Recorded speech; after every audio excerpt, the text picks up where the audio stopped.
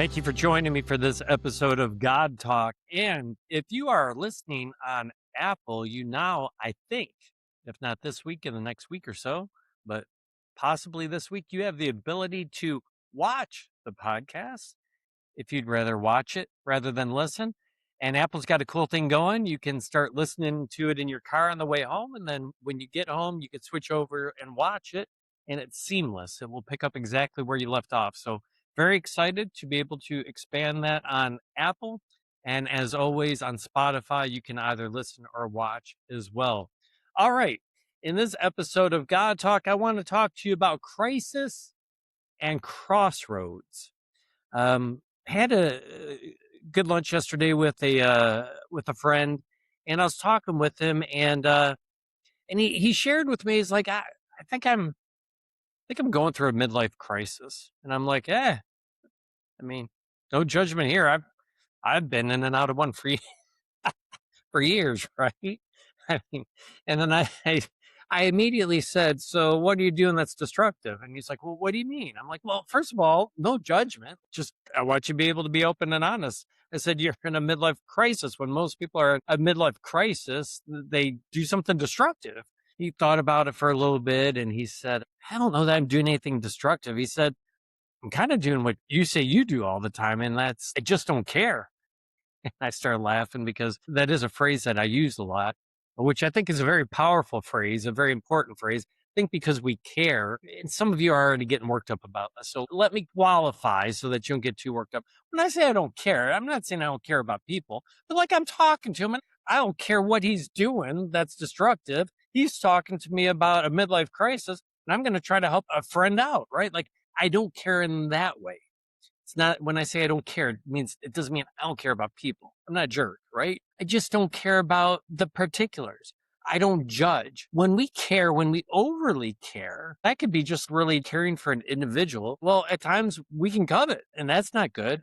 When we overly care, we can show preferential treatment when we shouldn't. So there's something to be said about not caring. So, anyways, this is how his midlife crisis is manifesting. So right away, I'm like, well, that's not a big deal. That's actually good, in my opinion. You might not agree with it. The essence of his midlife crisis and the essence of most people's midlife crisis, it's just wondering really what your meaning and purpose is going forward, right? What he did say is that because maybe he's struggling a little bit with that, what he should be doing, how long he should be doing it. He said he's put a lot of his attention and focus into just through his work. He has interactions with a lot of people. So he's putting a lot of his attention into just loving on people, trying to show them God's love. I've known this person for 20 years, right? For a long time. And I am seeing this transformation in this individual.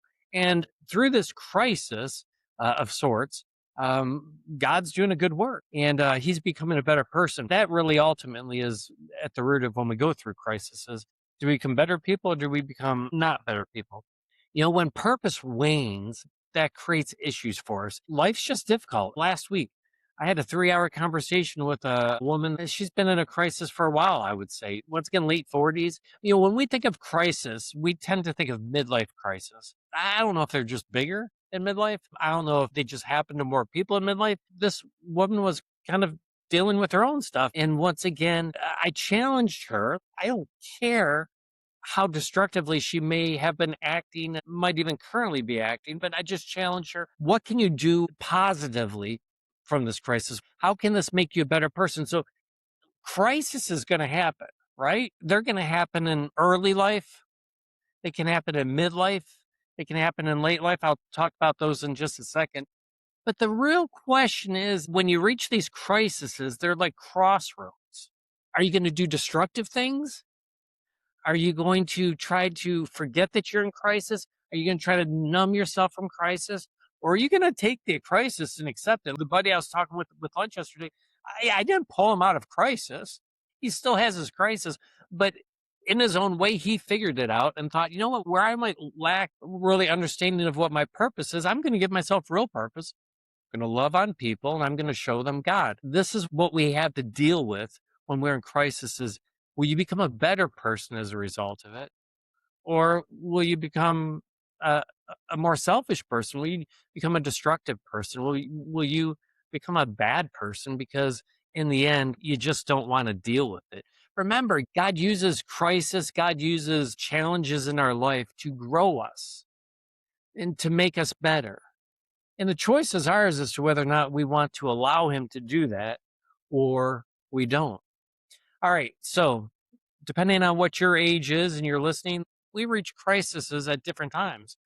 Some are forced onto us by the death of a loved one or a car accident or something like that. But in general, I feel like there's three main crisis times that we experience in life. One is like an early life crisis. And I think that hits a lot of us when we graduate either from high school, but mainly from college. And if you don't go to college, it's probably tied more to high school.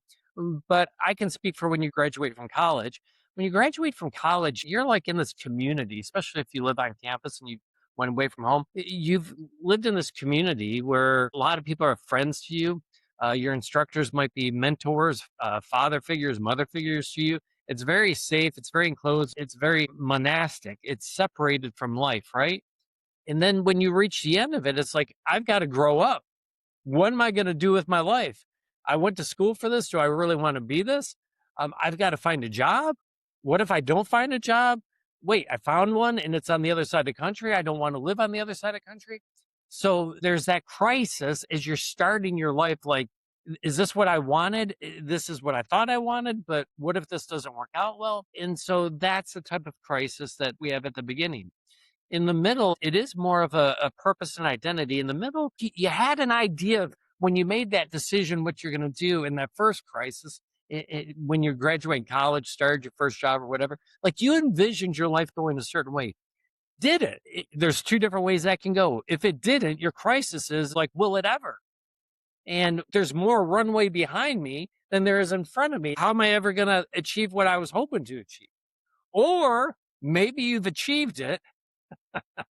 And now it's like, well, what now? What next? Like for the last 20 years, the last 25 years, the last 30 years, I was motivated by this goal. I've achieved it. Now what? Like, how long do I work? What do I do when I don't work? Like, what do I do from here? So your midlife crisis can be either a failure to achieve and life never met your expectations, you never met your expectations, or check that box. Now what? And then there's like that late life crisis that people will hit. Maybe that's going into retirement age. Maybe that is retirement age. And especially for some people, I'd say guys, but I don't know, maybe girls are this way too. But so much of our identity is tied to our jobs. So much of our purpose is tied to our job. So when we stop doing that, what is your purpose? And maybe you don't have any money. Maybe you didn't save up. And the crisis is, I don't know, I've got enough money to live comfortably through retirement. Maybe the crisis is, I don't think I can retire because I didn't save up. And now you can't do the same job maybe you did before, but now you have to say, hey, welcome to Walmart just to bring in some money, right? That in and of itself can be a crisis too. And listen, maybe you did save up well, maybe you were successful, and now you take trips like twice a month. There can be even a crisis out of that because maybe you get to the point like this is great and all, but like, isn't there more to life than this? Can I make a difference in other people's lives and my grandkids' lives? And so sometimes people go and volunteer more when they're older. You know, my mom did that after she retired. I've got a gentleman here at the church. He's been retired for many years, and he's up here as much as any of my staff, just like volunteering his time, and that helps him to find purpose, right? In fact, like I don't know if you see, if you're watching this podcast, I'm wearing a shirt my daughter got me for Father's Day, and it says, "Work for God. The retirement plan is great." Right? That can really help us, right? When we're going through crises, is like, once again, where do we go? What do we do? Like, are we working for God or are we working for ourselves? Because going back to that conversation I had at lunch yesterday with that buddy of mine, he's not finding his purpose and his meaning and his value in his job anymore. And he's highly successful, but he is finding it in working for God. So crisis is going to happen. But for me, there's just like really one way to navigate it successfully. And that is that you got to follow God and his will. And that is a difficult, like, that is such a simple concept. So if I was selling a class that was trying to explain how you could get through all of life crises, early, mid, late life crisis. Like if I was selling a class, I was selling it online, and like I could come up with some big program and I could probably make some money because there's going to be some depressed people that are asking AI or that are Googling like how to get through life's crisis. And we would expect it to be really complicated, but it's not. It's it simply is like just learning to truly follow God. You know, it's kind of like there's that story in the Bible, this foreign commander, he's got leprosy. He goes to, I think it's Elijah rather than Elisha, but it might have been Elisha. Actually, no, it was Elisha. He comes to Elisha and and he wants to know like if this prophet could heal him from leprosy. And the prophet says, "Hey, go to the Jordan and dip yourself in it 7 times." And the commander's like appalled. Why? Because that's just not complicated enough. He wanted to hear some like chanting, dancing, some like dramatic gestures to the sky, some maybe touching with oil. Like he wanted it to be complicated, and he couldn't wrap his mind around the fact that now you just got to go dip yourself in this river 7 times. And he almost doesn't do it. But then one of his servants says, "What do you have to lose?" He does it, and it works. Similar, very similar thing. Like as we're going through crisis, I know you want me to give you like this multi-step approach on how to get through crisis, knowing who you work for, knowing who you live for is simply learning to trust in God. And once again, that is so simple, but it's so hard to do. It could not be any more simple than that. But yet 90% of people will never get there in life where they truly learn to trust and to follow God. Because God wants you to live with purpose. God's given you purpose. He's created you in his image. Listen, the problem is this, is that your desire for your purpose that you have is different than what God's purpose is. And you don't want to do his. You want to have purpose and do yours. But the problem is you'll never find purpose in yours because it's rooted in yourself and your own desires and in your own wants. And you know what? Those are not good. They're covered in sin. They don't lead to lasting joy. The only thing that leads to lasting joy is when we walk in obedience to God. That's difficult at times. Sometimes it's what we don't want to do. I say this all the time. Like I spend a good part of my life doing things that I don't want to do. And what I mean by that is because the only thing that really matters, and that's not to say that when I play soccer or I play tennis or I go fishing, like I do things that I enjoy. But in the end, almost all that I do is really based upon what would God want me to do in this situation? How would God want me to spend my time? How can I be more in tune with what his will is? I tell you this all the time. My prayers, God, help me to know your will and give me the courage to live it out. Now, when we get into those crossroads of life, when we get into those crises, sometimes life doesn't turn out great. When you're in the early one, maybe you decide you don't like that occupation, but you know what? If you're following God, he's going to lead you to where he wanted you to go in the first place. Maybe you're in that middle crisis, that midlife crisis. And you know what? Maybe you will never find purpose through your work again.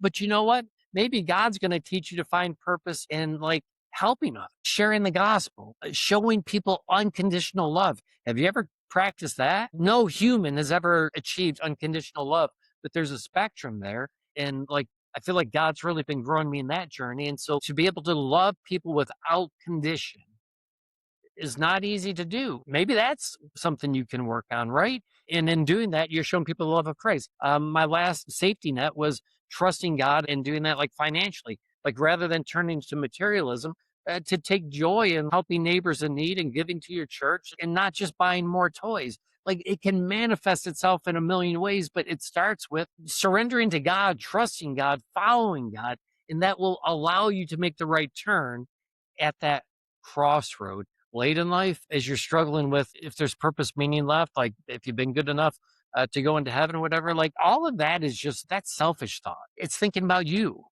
How about thinking about you less and thinking about God more? Because there's ways that when we're later in life, we can still bless other people. I had a conversation with a 75-year-old Greek guy yesterday. He was a blessing just by the conversation. I'm like, I could like go visit this guy all the time. And he said something to me in addition to just being a super great guy. We're talking about being active. And I'm like, yeah, that's why I try to stay active. I play soccer a couple times a week. I like to work in the yard. I play tennis once or twice a week. I do all that because I'm trying to stay young. He's like, you're young. You don't, he's got this really thick Greek accent. He's like, you're like 44 years old. I said, I'm 54. He's like, you got strong DNA. What? That was hilarious. I loved it. Made my day telling you about it on the podcast. Right. Strong DNA.